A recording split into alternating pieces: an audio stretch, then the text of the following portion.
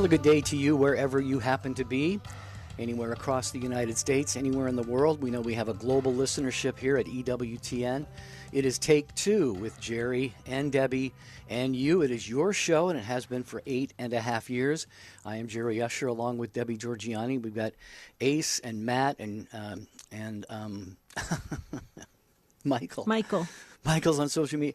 It's been a long morning for me here at the Basilica of St. Paul. We got youth confirmation tomorrow, and I am helping out in the faith formation program, Debbie, which you've done a lot in your past, and so you know exactly kind of how much I'm scrambling right about now. But it's going to be glorious tomorrow. I can't wait. Yeah, you got to have a little bit of that scrambling around and that resistance because you're doing something really great for God with that sacrament. So way to go, Jerry. We'll be praying that it goes wonderful. Is the bishop going to be there?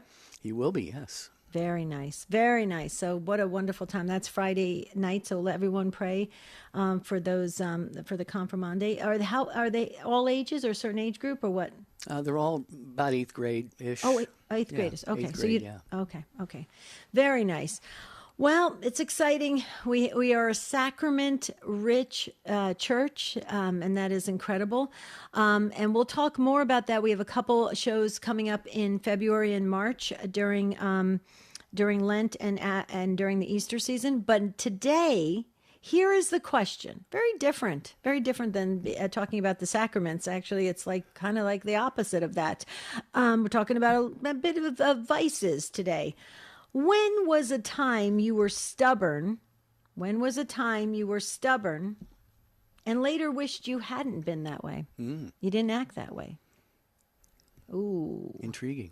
Yeah, it is intriguing.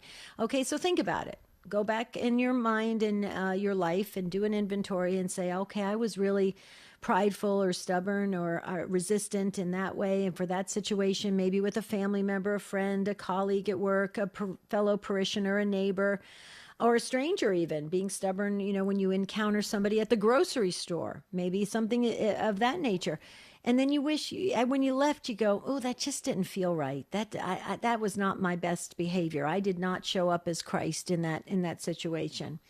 So we're talking about stubbornness today, and it's very important because we're fast approaching Lent in the right on Valentine's Day, actually, and we really want to start preparing ourselves. Adam Bly, religious demonologist, who is the co-host of the Spirit World with me on Saturdays, he always says, Debbie, one of the recipes for moving towards holiness, Jerry, is this idea of you constantly are thinking virtue over vice, over vice. And it's beautiful. And this helps us on the road to holiness, on the road to sainthood. Here's the number. We're talking about stubbornness. Come on, you guys, fess up. Let's go. 833-288-3986. We can even generalize it a little bit. Do you tend to be someone who kind of digs your heels in a little bit? When you think, well, I've got my position on this and someone else has theirs. This is, again, as Debbie said, it's one of those shows where we have to kind of shine a light on ourselves, our own behavior a little bit once in a while. I will readily admit I used to be, hopefully I'm not that much anymore, but when I was younger, I know I was very, very stubborn. I'm not sure what the root of that was. But if I had my opinion, if I had my thoughts on something, or even if I just didn't want to do something somebody wanted me to do, maybe I would, as I said, dig my heels in and be a little bit stubborn. So that's what we're talking about today. Or maybe somebody who is like that. We're not asking you to criticize them or out them or anything, but how do you relate? How do you resolve situations where one person may be kind of a little bit stubborn over something? 833-288-EWTN is the number. It's 833-288-3986. We know that when we are getting catechized, formed in our faith, right, it's talked about how we need to be open. We need to be willing to make adjustments, be willing to change and grow and evolve so that we can be more Christ-like, right? And we can grow in holiness and bring up and master it in such a beautiful way and strive for holiness with the virtues and overcome and master all those vices, get rid of them, push them away, shed them. Because you can't take them in the afterlife. If you do, we're going to get stuck in purgatory. who wants to do that? We want to get straight to heaven, right? Well, I had a recent encounter with somebody I don't really know that well, Jerry. And it's unfortunate because I really, really and truly thought that, I thought a person who's older and wiser and in the faith and very devoted and devout a Catholic would take the time to get the facts. Instead, they made a judgment call without the facts.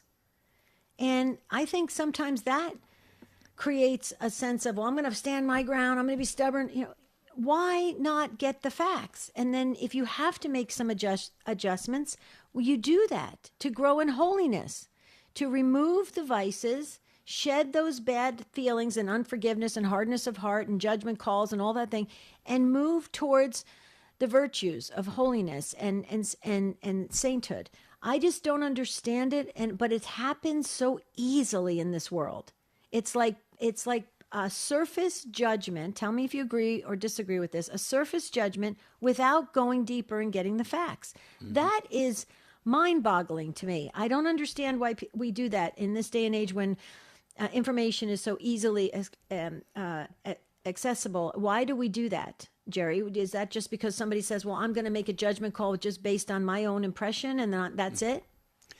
Well, yeah, I think, and I was going to say the same thing. You just anticipated what I was going to say, and that is in this information age, it's really, we don't want to be, coming to conclusions without checking on the facts. But I would just say it probably also depends on a person's interior makeup, their constitution, their approach to things, because, some people might see, I think when I was sharing that I used to be that way, I would be sort of, ready, fire, aim type, Oh, so did you have like an anger underneath? I think I had some anger, yeah. Okay, that's but maybe it was just prideful or whatever, but, and I'm just imagining Take Two family. You're probably sitting there going, I can't wait to hear what people share about this topic today. I'm not going to call in, but I can't wait to hear what other people share. We need you to call in. We're talking about, stubbornness, kind of holding your ground, digging your heels in. Are you the type that does that? Do you know somebody who does? And maybe tell us of a time when, you had second thoughts about that, and maybe it was a very healing, beautiful situation that resulted out of it. 833-288-3986. We need your calls. It's not a show without you. This is Montse Alvarado. Join me for topics that matter to you on EWTN News in Depth tomorrow night, 8 Eastern on EWTN Radio and Television. Join Archbishop Jose Gomez in sharing the good news. When God looks at a person, as we all know, it is the look of love.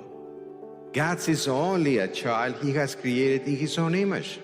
He sees his own son, his own daughter. And we are called to do the same.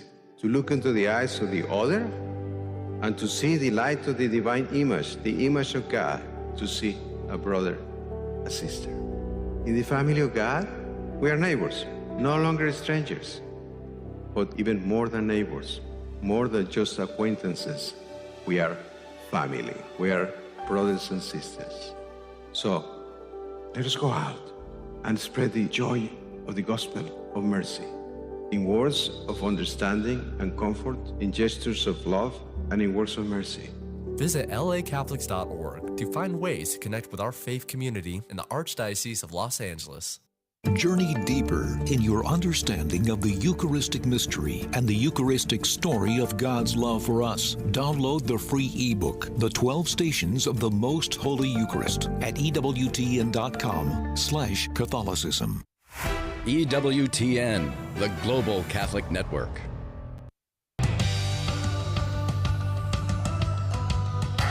When was a time you were pretty stubborn and you wish you've lived to regret it? It can get you in trouble sometimes. It really can. So talk about it. You can give your confirmation name. There. We just see how we weaved in the sacraments. I love that. You can give your confirmation name. 833-288-3986. Before we get to Jennifer and the others, please dial in now. Don't wait till the end of the show. You're going to think of a story you want to tell, and then we're going to be too late. And Jerry has not figured out how to stop time yet. Okay, he hasn't. So we got to keep moving. 833-288-3986. By the way, Jerry, sometimes I do pray for that. I'm like, Lord, can you stop time? Just stop it for a minute so I have more. Okay, EWTN bookmark brief email. It's wonderful to get these emails in your inbox there because it's fabulous. If you enjoy EWTN's bookmark brief with Doug Keck, you can receive weekly emails, including a short video blog. It features the author giving a short synopsis of their work in his or her own words. All you have to do to get this, and I get it. I love these wonderful time, this great short time to be with the authors because you learn so much about their books. Visit EWTN.com and click on subscribe. Okay, very good. We do have calls. We're going to get to quite a few of you already, but a line is still open, and we're talking today about stubbornness. We all can be a little bit stubborn at times. Maybe there was an instance in your life where you sort of, held your ground, dug your heels in, and then you thought about it later on. You said, you know what, maybe I should have sort of acquiesced or given in at that situation. Maybe you did, and maybe that brought about a real, beautiful resolution to maybe a little bit of a tense situation. That's what we're talking about here today on the show at 833-288-3986. And as Debbie promised, we will start with Jennifer in North Texas, listening on the Guadalupe Radio Network. Hi, Jennifer. Hi, how are y'all? Doing well. How about you? Oh, I'm doing fine. I really appreciate this topic today because this is something that I've been carrying with me for a while, and I regret it deeply. But the situation, I felt I was right, and I wouldn't let go. So my husband was a widower, and we started dating, and his youngest son, he was getting married, and no one ever said anything to me. So at the time that this was going on, Charles and I were just dating. And so at the rehearsal wedding, I didn't go to the rehearsal because I didn't think I was going to be in it. So I worked, and when I went out there and met him later, and the bride walked up to me and she said, "Well, we had somebody stand down for you." And I'm kind of flabbergasted. I didn't know that they wanted me in the wedding.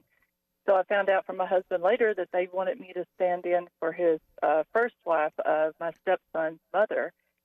And the day of the wedding, I couldn't do it. I refused to do it because I felt like I was violating his respect and his love for his mother. And I didn't want to feel like he thought that he had to look at me as a mother figure. And so I refused. I absolutely refused to walk down the aisle, and I regret it today because I love him deeply. And this was probably about 8 to 10 years ago. And I mean, I love him, and he loves me, and I wish I had done it. And I have a pattern of that, of being stubborn.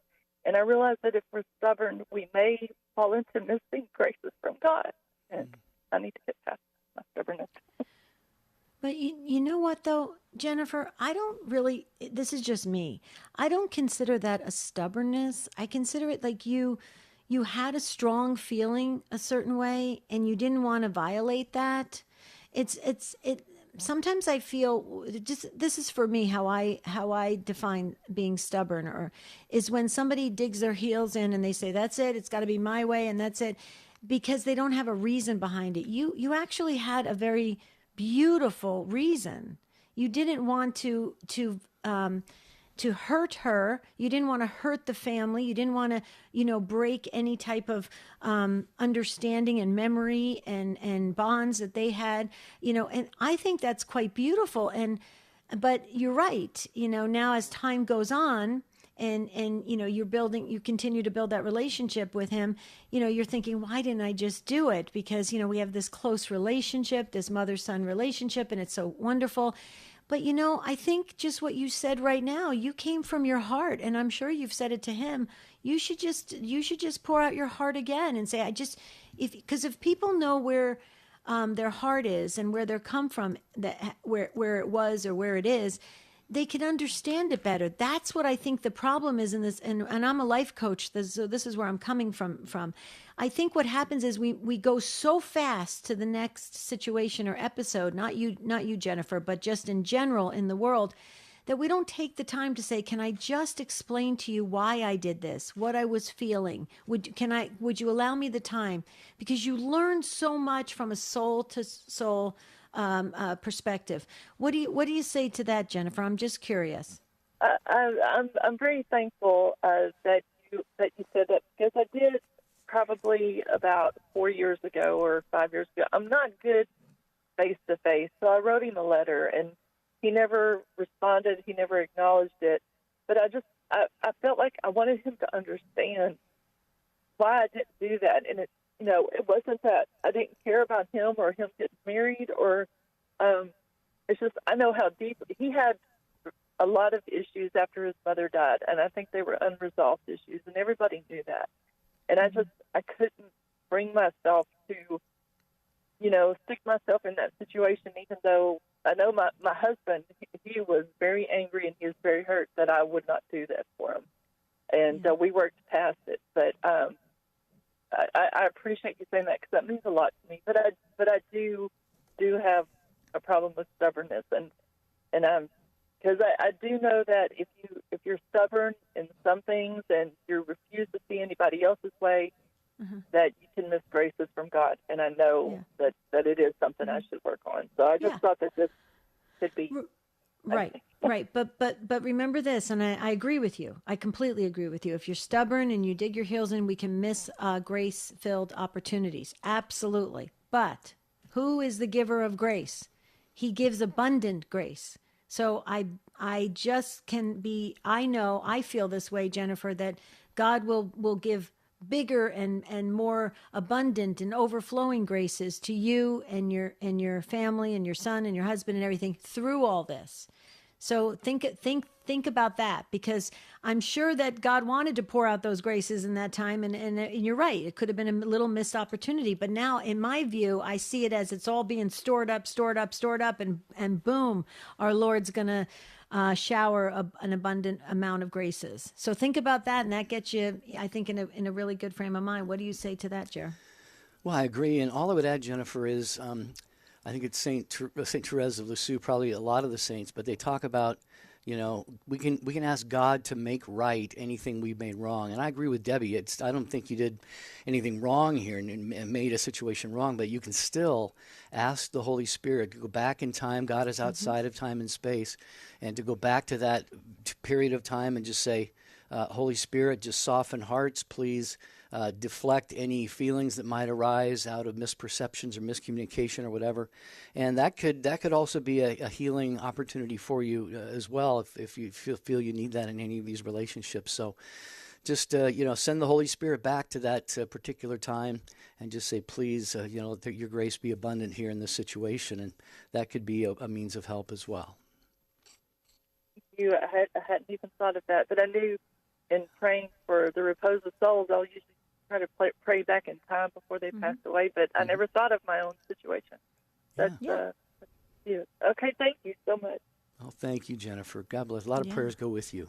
Yeah. You're welcome. That was a wonderful call. I think we all benefited from that call. Before we get to Pam in Toledo, Ohio, can you share Jessica's? The font is a little small for me today. Yeah, let me give the phone number first, 833-288-3986. Take two with Jerry and Debbie and you. We're not live tomorrow. We're preempted for the March for Life coverage. So today it's a live broadcast. We're talking about being a little bit stubborn, a little bit resistant at times, digging our heels in, holding our ground. If there's been a time when you have done that, and maybe later you said, perhaps I should have acted a little differently in that situation. We'd love to hear your take, because Jennifer just really edified us, and I think you would too, at 833-288-3986. And we heard from Jessica is watching the video stream on YouTube. She said, I'm not able to call in at present, perhaps soon, but I had not heeded advice from my mom to not travel to the town where my ex-boyfriend lives. I was stubborn. Now I have a son, age 6, an ex-fiance who still lives 2 hours east. In hindsight, stubborn me sees wisdom in Mom that I hadn't originally heeded. So that is from Jessica watching the video stream on YouTube. Wow, that's powerful. I have to tell you, as I get older, I wish I had listen to my mom and dad. I had a tendency. So here's my stubborn story real quick. Pam, hold on. I always did the opposite what my dad told me to do. Always. It was the weirdest thing. If my dad said to go a certain way and drive a certain way to a place, I would go the opposite way. I don't know what that was all about. I have to figure that out. We need like a therapy session. Okay. Pam in Toledo, Ohio on Annunciation Radio. Welcome to Take Two. Thank you. So my stubbornness, I was born and raised a Catholic, and after I got married, I was struggling with the Catholic faith and went toward being a Protestant. And so then one time I went back to Mass at my home church, and I took my Bible with me because the Protestants told me to crack my Bible open and read it. So I took my Bible with me, and when they were doing the readings, I would read from that. Toward the end of the service, the priest said to everybody, just to let you know, he said something like this, just to let you know, you don't need to bring your Bible. In front of you is a book, and it has all of the readings in it. And, I was embarrassed, because I was probably the only one. And so I just dug my heels in, and I said, I'm not going back.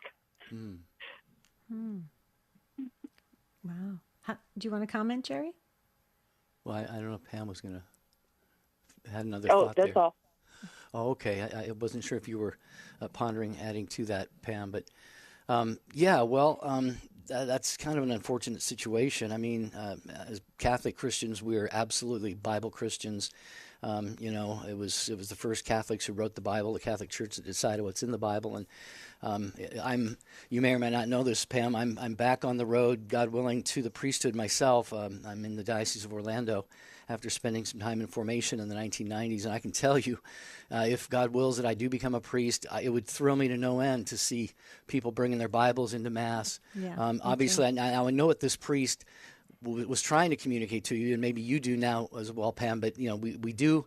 The church goes through in the three different liturgical cycles, year A, B, and C. We cover virtually all of the entire Bible in the readings, but they're sort of put together systematically in a sense, if you will. So it's not just necessarily opening up the Bible and reading a passage, but it's done in a very methodical way. So again, you probably realize that now, but what happened? You're calling this show now. You said that you had kind of dug your heels in and weren't going to go back to that church. So where are you now today, Pam? That's what I was going to ask. So, so I'll answer. I am still a Protestant, and I am listening to Dr. Andrews a lot, listening to your show. So, I'm still digging my heels in, but God wills, I want God's will in my life. Sure. Okay. Oh, yeah, that's beautiful. May I make one little suggestion, Pam, since you said Dr. David Anders and our show? Could you check? Oh, good. Thank you. Could you check out CatholicsComeHome.org? Have you been Sure. to that site? I have not, but I've heard of it.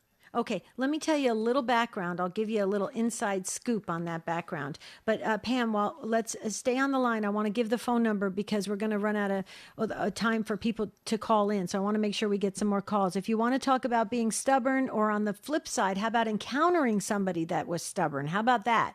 I'm going to share a story about my dad. Now I realize why I was stubborn towards my dad, because my dad was stubborn towards me. See? 833-288-3986. I just gave myself my own therapy session, Pam, right on air. Okay. So CatholicsComeHome.org. It was started by a wonderful man out here in Arizona. His name is Tom Peterson. It has grown into a wonderful organization. I know Tom personally. He has just a heart for getting the truth out there. And I mean in a real, just very direct way. Pam, it is amazing. He came from the advertising marketing background, and he was so tired of seeing these commercials that would brainwash people into going buy a certain product or be addicted to a certain thing. And he said, I'm going to use airtime for commercials, and I'm going to get the Catholic message out there. And he started with pro-life messages, and they were so hugely successful. And then he went to trying to get the message out of Holy Mother Church.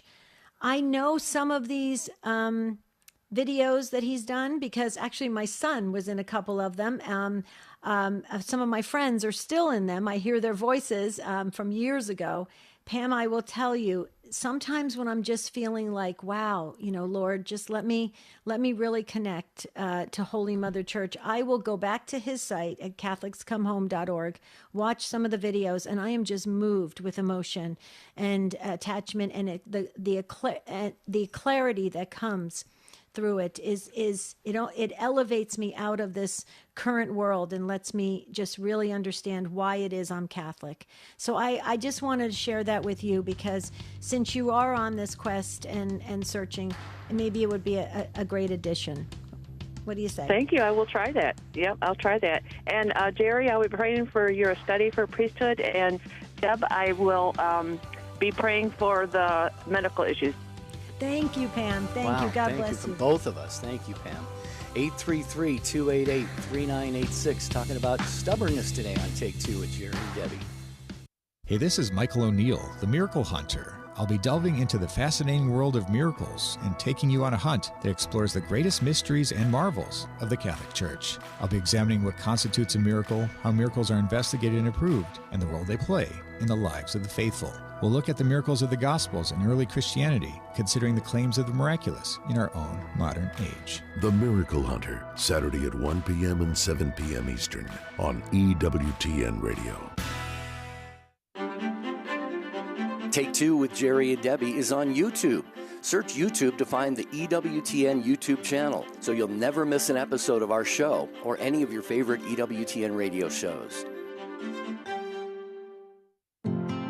Psalm 1, verse 1 says, "Blessed is the man who does not walk in the counsel of the ungodly, nor stand in the way of sinners, nor sit in the seat of scorners." What does that mean? Don't hang around with bad people? No. According to G.K. Chesterton, it means something much better than that. He says that there are certain people who, because they are really pure, create a good atmosphere around themselves. They are truly children of light, and that light shines on everything they touch. So it's not that hanging around bad people makes us bad. It's that being righteous can help make the people around us righteous too. Spend more time with the Apostle of Common Sense. Visit chesterton.org for more information, and go to EWTNRC.com to discover more books and programs written and inspired by G.K. Chesterton. Hi, this is Janet Williams. We embrace the essence of feminine spirituality on Women of Grace tomorrow at 11 a.m. Eastern here on EWTN Radio. Now, back to Take Two with Jerry and Debbie.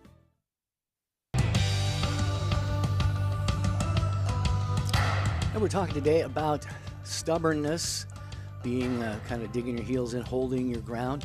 This could be the result of a lot of things that are not necessarily bad. I mean, you could just be a strong-willed person. Maybe you have opinions on things, and you just kind of say, well, I just kind of know when I'm right. So we're asking you if there's been a time when you exercised or exhibited a little bit of stubbornness, maybe later thought about it and said, perhaps I should have acted differently in that situation. That's what we're talking about today. Or if you know somebody who has done, maybe somebody's done that to you. You don't have to tell us who that is, but how that all worked itself out. 833-288-EWTN is the number to call. 833-288-3986. So back to, hey guys, you know what? If you can stop what you're doing right now, the Take Two family, we need to know if somebody has been on the receiving end of somebody that was so prideful that it really broke your spirit. How about that? It was so prideful that it broke your spirit. 833-288-3986. You'll see where I'm going with this in a moment, because it's actually a very powerful angle to this. But Jerry, back to my dad, God rest his soul. He was a good guy, but he had his, everybody has their character flaws.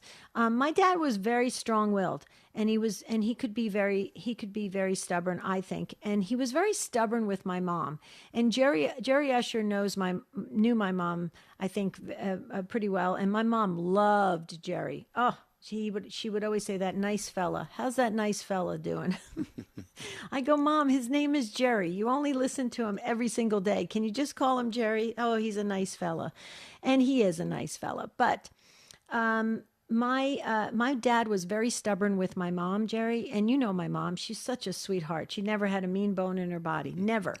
Right. She'd always pay for every priest and nun, and she'd always just pick up the bill for everything. For any time there was clergy, she just loved the clergy. Her brother was a priest. Anyway, but my dad was very stubborn with her. And I think the reason why I was stubborn with my dad is because I was, in some strange way, as a small child, I was defending my mom.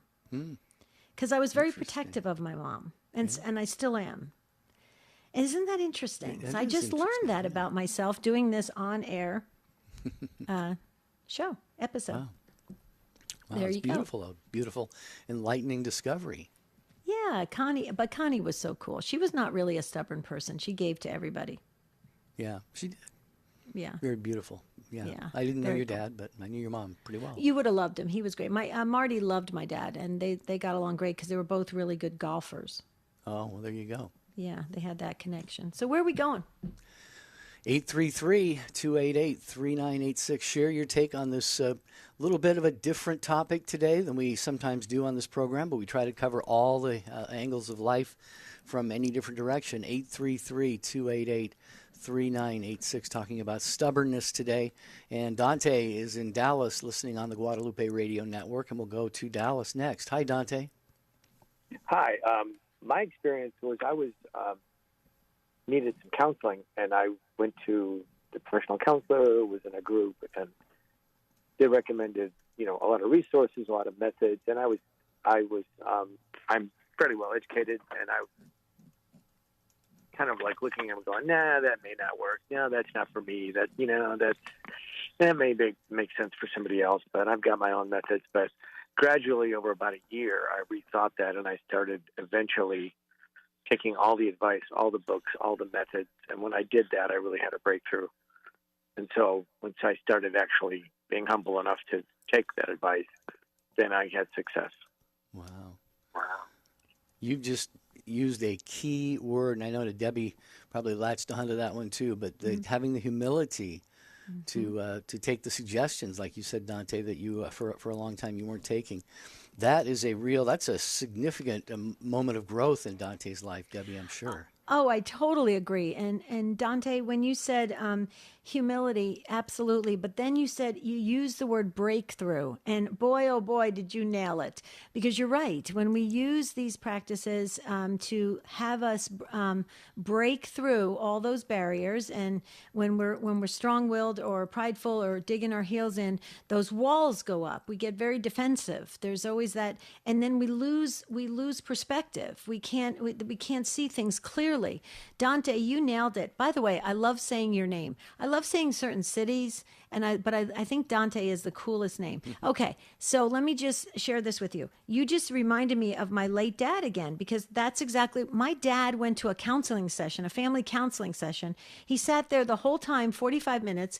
The counselor was like this huge expert in the field, and he turned to my dad and he says, Bill, what do you think? And my dad started criticizing the counselor, and my dad got up and left the counseling session, and the counselor said, I don't think your dad's going to do very well in counseling. So it's interesting how when you're resistant to this help, right, it tends to make you, really, really kind of tightly wound with that. And then, but when you let go and start to just practice it, you have those amazing breakthroughs. What do you say, Dante? Did we nail it? Yeah, I think I was trying to protect myself. I built this wall where I had all the answers. I was in control, but that really was not getting me where I wanted to go. So I had to give that up. Right. So is your life more joy-filled and better, and more of an adventure, a happy adventure? I would say my thinking, okay, and my emotional response to the world is very clear now. Good. Great. It's allowing me joy in the simple things. instead of where I was before, where I was burning up a lot of energy Right. that wasn't able to, put in the things that really were important to me. Wow, that is a huge breakthrough. May I ask, you don't have to give us your exact age. I'm just curious, your age range? In my 60s. Okay. See, that is awesome. Wow. Okay, that's God bless you. Thank you for sharing your story. You don't know how much I that just makes my heart just burst with such gratitude towards you, because that is incredible. I have to tell you, in the life coaching work that I do, sometimes it's hard to get, especially men. I'm just saying this in a general sense. It's hard to get men to see things differently when they're in such a pattern. And you, this breakthrough, I hope, are you helping younger men, reach this so they don't have to go through all of life to kind of get where you're at? I'll be honest with you. I never would have gotten here. This was a direct divine intervention in my life where he took away two delusions that I had. Wow. That I wasn't hurting myself and I wasn't hurting my wife, and he just took them away. It wasn't anything I did. And once that happened, then, he gave me the grace to cooperate with healing. Beautiful. Yeah, that's huge. Yeah. That's huge. Yeah, but you had a part in that, Dante. Like you said, he gave you the grace to cooperate. You were receptive to that, and it's just revolutionized your life, it sounds like. So God bless you, brother. Thank you so much for being a part of this conversation today. I had him in his 30s, listening to his voice. I did too. Yeah. I did You too. sound a lot younger, Dante. Yeah, you have a very youthful voice. Keep that voice. Okay. That line is open that Dante was on there. 833-288-3986 is the number to call. It is Take Two with Jerry and Debbie and you. I found an interesting article online in kind of preparing for the show. And it's interesting because it says stubbornness.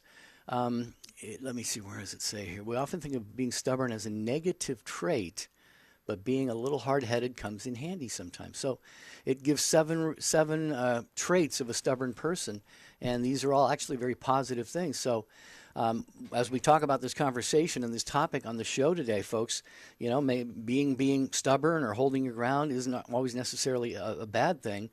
We mentioned the strong-willed person. This article says that stubborn people have a lot of resilience. They won't sway their opinion just because of peer pressure. Stubborn people have a passionate attitude about life. I like that. They usually have a good work ethic. They may resist change. And stubborn people sometimes like to argue to prove a point. So where did you get this? I'm just curious. Is this like some psychology thing? I did a search just for why are people stubborn. Oh, you said why are people stubborn? Yeah. I'm going to look that up. That's interesting. That's a group I identify with. Okay. Unfortunately, Jerry, I lost the call screening document. So if you could lead us, that would help me. Okay, well, Michael is busy screening a call right now, which we will get to here in just a moment. 833-288-EWTN, 833-288-3986. We are talking about stubbornness today, and I just want to remind you always we are open to topic suggestions for this program. You can submit them through the show website, which is take2show.com. You can email us, take2@EWTN.com, or shoot us over some topic suggestions when you're getting your chats going on YouTube and Facebook, watching the video stream there. But we are a Take Two family, and we want everyone to feel a part of it, not just by your listenership, not just by calling in, but we really do mean it. You're a part of this program, and if you've got a topic that is, this has to do with day-to-day real life, we would love to hear from you, and we would almost certainly put it on the show calendar. Do you know what? I used to see this all the time when I was in the financial advising industry. I used to see this all the time when people would get together, family members would get together after somebody died, and they would have to figure out who's going to do what with the estate, the trust, the will, all those kinds of things, the investments. And even if you had hard evidence and proof right in front of family members, they would still almost come to blows and fight right in the room. because it had something to do with a passing, a death, and then there was money involved, and there was family situations and sibling rivalry and all sorts of stuff. It was brutal. I remember it. I used to have to leave the conference room because, you would see sisters, pulling each other's hair and brothers punching each other. It's not good. It's not good. Did that ever happen to you where the hard evidence, the facts are right in front of you and it's hard to dispute it, but they're still fighting?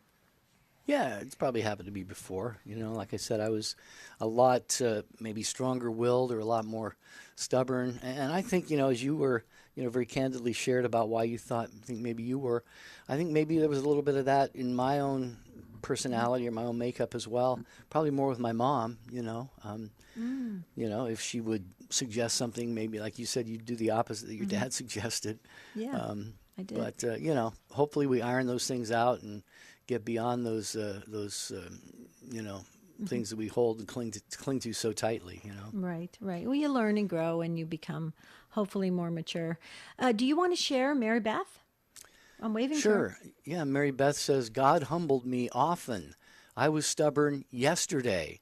I prayed about it last night, and now I'm going to yield to make a concerted effort to yield to my hubby's ideas about finances. He's a CPA, but never would give me a budget when I asked. Ironic. And she says, I've always thought that it's important to review finances for every season in life. This season is fun, retirement for us both. I'd love EWTN to have a financial management book or a speaker. I devour that and promote it to all. Oh, nice. Mary Beth, thank you so much. You're amazing for always being a strong supporter of EWTN and Take Two. Okay, Mary in Wisconsin on WSFI has been waiting so patiently. Hi, Mary. Welcome to the show. Thank you. I just wanted to tell you that I'm sort of in the middle of this right now with a stubborn member of the family that will not believe that the person that is coming to my house, we don't know how she gets in sometimes. The locks have been changed 3 times. And she steals things. And she's stolen about $7,000. And she's taken my clothes. And she has a strange way of putting something in if she steals something, she, as far as clothing or whatever, she'll put some old thing she has in its place, like she's saying to God, I'm not stealing because I gave her this broken down thing or some old thing that, and my sister, I shouldn't have said that, will not, if God came himself and said, this is the person that is doing this to your sister, and it is terrible. I have to redo myself, and especially lately, it's been every week practically, and she cleaned out. I can't believe it. That's where we are now. She cleaned out the whole top of my freezer, took all the meat. It's totally empty, and I mean, you can't go on like that with the shock of these things. Sure. And that, and I pray for her. I want good things for her. I want my sister to have good things happen to her too. But she will not believe me when she even is holding some of the things in her hand that she's brought back. So that's it. If you can help me how to get out of this hole, I would love that. Well, Mary, couple things. Is there somebody else that's a witness to this besides you and your sister? I'm assuming your sister knows who this person is. You know who the person is, and so there's. I guess your sister's saying that this person's not doing it. You're saying this person is doing it. Do we hear you correctly? It's just happening to me. Okay. And she is so good at it. Sure. And she does stuff with her head. It's head games too. Right. Oh, terrible. Okay. Well, what you might want to do, Mary, is I would suggest is maybe go and seek some counseling or something of that nature to help you process through this. A lot of times they will tell you to journal things, put things down, document things, maybe even, they may suggest this, I don't know, may suggest getting one of those little cameras or something to monitor your house, change the locks, do that type of thing. Just protect yourself. If it's dangerous, that's an issue, and you need to get some people there to help you if it's dangerous. If it's not dangerous, if it's just something that's really highly annoying and you kind of think this person may have a little bit of maybe mental illness playing a factor or something, do what you can, but don't let it rob you of your peace. I know it's a violation of your things, and it's a breaking of the commandment. But if that person is not, fully, if that person has some brain health issues, then they're not really fully responsible for what they're doing. So, kind of assess the situation. But Mary, please take care of yourself. It sounds like it's slightly robbing you of kind of your peace, and God doesn't want that for you. Okay? I know that, but I have changed the locks 3 times, over $300. Yeah, this is a person who is, I don't know if she is, she's sick in a way, and she works for my sister, and my sister can't see it. She has not ever, she can't agree with the other side of her. I went to a priest and talked about it. I've tried everything that I can think of. But, well, Mary, did you have something else, Deb? Or, you changed the locks 3 times, and this individual's still getting into your house. I would say it's time to get a handyman or somebody over there and, find out maybe there's some way of accessing your home that you're not aware of. I mean, that seems to be, a little bit, I was going to say unlikely. Maybe it's not unlikely. I don't know. But the thing is, this could get into, a dangerous situation for you, Mary. Like Debbie said, as long as you don't sense that, but it's still, there might be dangers associated with this. So, what do you think about that, Mary? Having somebody come over and just do almost like a home inspection. Get somebody over there and just look around for some way that this person could be getting in. Unless, I don't know if your sister is giving them access or what, but it's not a healthy situation for you, Mary. You've already acknowledged that. It is not. I know. Thank you. Thank you for whatever you said. Yeah. I'd like a prayer from somebody. Okay. Because my sister is so stubborn, she will not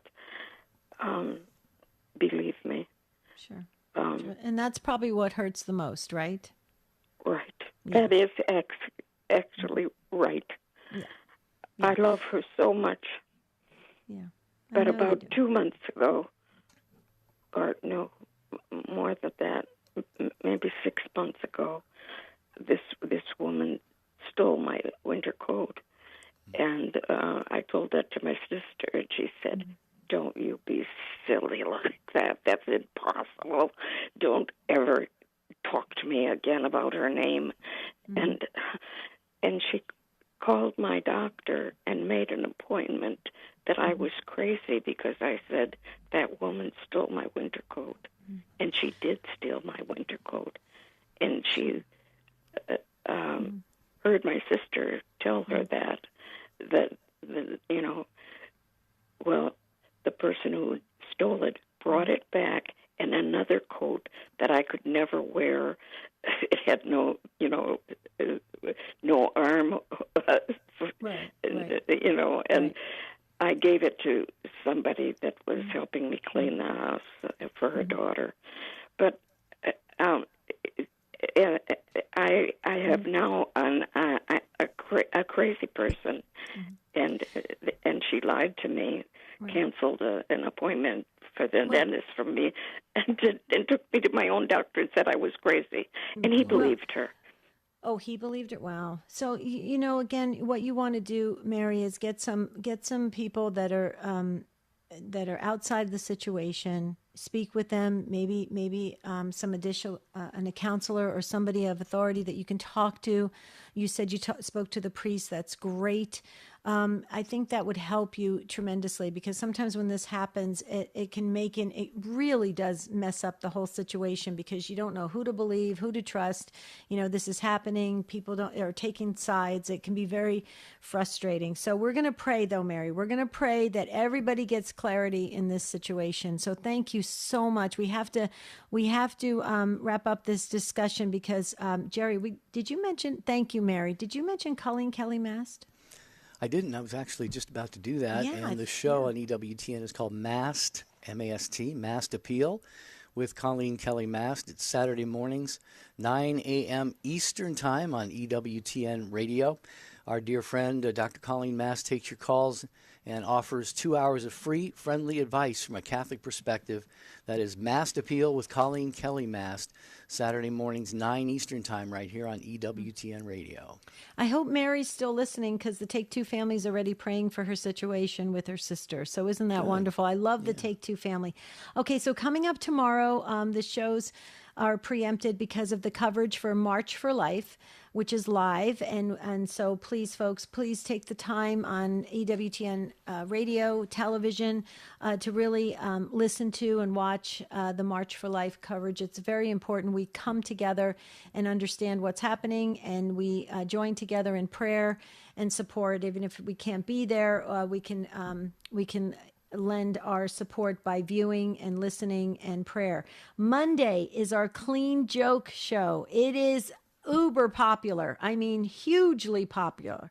I mean, we get that's probably our biggest emails right now. People say, when are you going to do the Clean Joke Show? When are you going to do the Clean Joke Show? So we do it every few months, and it's so exciting. And it's Monday. It's time for us to laugh again. It is. Yes, so be getting your clean jokes ready for Monday. Want to, as always, thank the show team. We love to acknowledge all of the people who put this show, make this show possible. Ace McKay is our producer. Michael McCall has been on social media today. Matt Gabensky, our usual call screener, has been on the phones today. And so, guys, we really appreciate that, and all of the wonderful folks at EWTN who make this show possible. And we wouldn't be on the air, Debbie, without our affiliates. So we thank all of the affiliates for carrying the program as well. And if your local affiliate, maybe they time shift the show or run the encore at midnight Eastern, and you'd like to hear it live, well, give them a phone call and just say, hey, what about putting Jerry and Debbie on at the live noon Eastern time slot? Yeah, put us on live. Because you know what? Here's the thing, why it's important to have Take Two on live, so that you can have full participation. So the listeners can call in and we can have those great discussions and build the Take Two family. And the Take Two family is getting bigger and bigger each and every day. So thanks, you guys. Also, don't forget to like us on Facebook, Jerry and Debbie Facebook page. And we're also giving out free consultations at our life coaching ministry. We're adding life coaches every day. It's at standtalltoday.com. Well, once again, our thanks to you, the Take Two family, for a fantastic conversation here. We've been talking about stubbornness, and I think we all learned a lot. We had some very impactful calls, and that's the whole point of the program, folks. It is your show, and you have an impact on your fellow Take Two family members around the world. So wherever you happen to be, we wish you a beautiful and blessed day. Today's saint of the day is St. Margaret of Hungary, and we ask her to pray for us, her intercession, along with the entire powerhouse, 8 or 9 or 10, whatever we're up to now. It's true. It's amazing. Thanks, you guys. Have a beautiful and blessed day. Make sure you tune in for the March for Life coverage. We'll see you real soon.